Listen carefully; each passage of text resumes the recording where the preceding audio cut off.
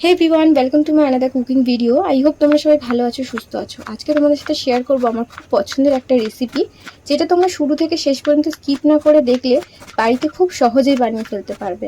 তাহলে চলো তোমাদেরকে আজকে বলে দিই আমি কি বানাচ্ছি। আজকে আমি বানাচ্ছি ইলিশ মাছের লেজা ভর্তা, যেটা বানাতে খুব কয়েকটা সাধারণ ইনগ্রিডিয়েন্ট লাগবে। এবার তোমাদেরকে আস্তে আস্তে বলে দিই কী কী লাগবে। শুকনো লঙ্কা আমি নিয়েছি 4টে, যেটা আমি ভালো করে ভেজে নেব। এখানে আমি ঝালটা একটু বেশি খেতে পছন্দ করবো বলে 4টে লঙ্কা নিয়েছিলাম, কিন্তু এখানে আমি 3টে ইউজ করেছি। এবার যদি তোমরা কেউ এর থেকে বেশি ঝাল খেতে পছন্দ করো, ডেফিনেটলি 5টা শুকনো লঙ্কাও নিতে পারো। কেউ যদি কম ঝাল খেতে ভালোবাসো, তাহলে 2টো কিংবা 1টা দিয়েও তোমরা বানাতে পারো। টেস্টে কিন্তু খুব একটা ডিফারেন্স হবে না। এবার বলে রাখি, আস্তে আস্তে প্রত্যেকটা জিনিস ভালো করে ভেজে নিতে হবে। এখানে আমি 8 থেকে 10 কোয়া রসুন নিয়েছি আর 2টো ছোটো সাইজের পেঁয়াজ কুচিয়ে নিয়েছি। এবার আমরা এই দুটো জিনিসকে খুব ভালো করে ভেজে নেবো। আর শুকনো লঙ্কা তো আগে ভেজেই নিলাম, তোমরা দেখতে পেলে। এবার তোমাদেরকে বলে রাখি, পেঁয়াজটা একটু মচমচে করেই ভাজবে, তাতে তোমাদের যখন খাবে ভর্তাটা খেতে ভালো লাগবে বেশি। এবার প্রত্যেকটা জিনিস ভাজা হয়ে গেলে আমি তেল থেকে তুলে নেব। এবার আমি ইলিশ মাছটা হলুদ আর নুন মাখিয়ে রেখেছিলাম ধোয়ার পরে, সেটাকে আমি ভেজে নেব। এবার তোমাদেরকে বলে রাখি, ইলিশ মাছ কিন্তু খুব কম সময় বয়েল হয়ে যায়। যেহেতু এখানে আমি ভর্তা বানাচ্ছি, পরে আলাদা করে আর কোনো রান্নার ব্যাপার নেই, সেই জন্য আমি মাছটাকে একটুখানি বেশি সময় ধরে ভেজে নেব এবং গ্যাসটাকে এখানে কম আঁচে রাখবো। তোমরা যদি বেশি আঁচে রাখো তাহলে কিন্তু মাছটা পুড়ে যাবে। সেই জন্য আমি বলছি এটা কম আঁচে একদম ভেজে নিতে হবে। আর আমি ঢাকা দিয়ে দিয়ে ভেজেছি। এটা কিন্তু খুব সহজ একটা রেসিপি, কিন্তু খেতে খুবই ভালো লাগে। যেহেতু ভয়েস ওভারটা আমি পরে দিচ্ছি, সেহেতু তোমাদের রিভিউটাও দিয়ে দিচ্ছি এটা খেতে ঠিক কেমন হয়েছিল। খুবই সুন্দর খেতে হয়েছিল। আর এত সহজ একটা রেসিপি আমি কিন্তু নিজেও ভাবিনি এতটা ভালো খেতে হয়। এটা আমি ফার্স্ট টাইম বানাচ্ছি এবং ফার্স্ট টাইম খাচ্ছি। এর আগে বাংলাদেশের প্রচুর ভিডিও তো দেখেছিলাম, সেই জন্য আমার খুব বানানোর ইচ্ছে হয়েছিল। তাই আজকে ভাবলাম বানাচ্ছি যখন তোমাদের সাথে শেয়ার করাই যাক। এবার আমি মাছগুলোকে ভালো করে ভেজে নিয়েছি এবং ভেজে নিয়ে তুলে নেব। এখানে সব থেকে টাফেস্ট পার্ট আমার যেটা লেগেছে সেটা হচ্ছে এই ইলিশ মাছ থেকে কাটা ছাড়ানোর বিষয়টা। বাকি রান্নাটা একদমই কম সময় এবং খুব সহজে হয়ে যায়, এটাতে কোনো ঝামেলাই নেই বলা যেতে পারে। এবার আমি ইলিশ মাছটাকে ভেজে নেওয়ার পরে এটাকে আমি একটা জায়গায় রেখে কাঁটাগুলোকে ছাড়িয়ে নেব। এখানে আমি ইউজ করছি একটা লোহার জিনিস, যাতে মাছটাকে আমি একটু থেতো মতো করতে পারি।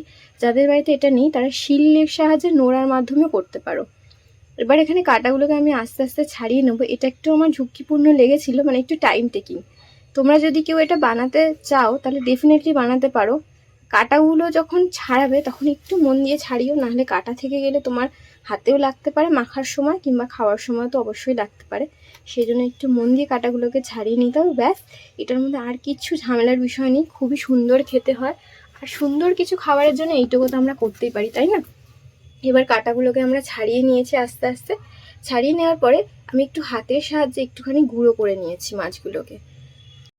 এবার এই মাছগুলোকে পুরোটা একটা অন্য থালাতে আমি ট্রান্সফার করে নিলাম। এবার আমি আস্তে আস্তে তোমাদেরকে বলে রাখি, এখানে সব থেকে মজার বিষয় হচ্ছে, খুবই ইজি একটা বিষয়। এই দেখো, এখানে আমি নুন নিয়ে নিলাম। নুনের সাথে আমরা লঙ্কাগুলোকে খুব ভালোভাবে মিহি করে গুঁড়ো করে নেব। এটা কিন্তু আমি আমার বাবার থেকে শিখেছি, মানে নুন আর লঙ্কা একসাথে যে গুঁড়ো করার বিষয়টা, এটা করলে না আমরা যে জিনিসটার মধ্যে লঙ্কাটাকে দিতে চাইছি সেটার মধ্যে খুব ভালো করে জিনিসটা মাখতে সুবিধা হবে। সেই জন্য লঙ্কাগুলোকে এখানে গুঁড়ো করে নিলাম। আর এই দেখো, আমি 4টে লঙ্কা ভেজেছিলাম, একটা কিন্তু আমি রেখে দিলাম। আমার একটু মনে হচ্ছিলো যে বাড়ির সবাই ঝাল খেতে আমার থেকে কম পছন্দ করে, সেই জন্য আমি একটা লঙ্কা দিলাম না, 3টে লঙ্কা দিয়েই আমি এই ভর্তাটা আজকে বানাবো। এবার আস্তে আস্তে আমি যে ভেজে রেখেছিলাম না পেঁয়াজটা, ওই বেরেস্তা টাইপের একটা, ওটা আমি দিয়ে দিলাম, যেটার মধ্যে রসুনও রয়েছে। এবার খুব ভালো করে মেখে নিতে হবে, এটাই হচ্ছে ফান্ডা। খুব ভালো করে মেখে নাও, যত বেশি সময় ধরে মাখবে ততটা টেস্টি হবে খেতে। আর মাখা হয়ে গেলে এর মধ্যে সামান্য সর্ষের তেল দিয়ে ব্যাস রেডি। গরম গরম ভাতের সাথে খেয়ে নাও। আর এই রেসিপিটা তোমাদের কেমন লাগলো নিশ্চয়ই জানিও। আর এরকম রেসিপি দেখতে চাইলে অবশ্যই আমার ফেসবুকে এবং আমার ইউটিউব চ্যানেলটা সাবস্ক্রাইব করে যাও। আর ফেসবুকে ফলো করতে ভুলো না। আর যে আমার ব্লগ কাহন পেজটাতে রয়েছে, সেই পেজটাও তোমরা ফলো করে দিও। আর তোমাদের বন্ধুদের সাথে পারলে শেয়ার করো। আজকের ভিডিওটা এখানেই শেষ করলাম। সবাই ভালো থেকো, সুস্থ থেকো।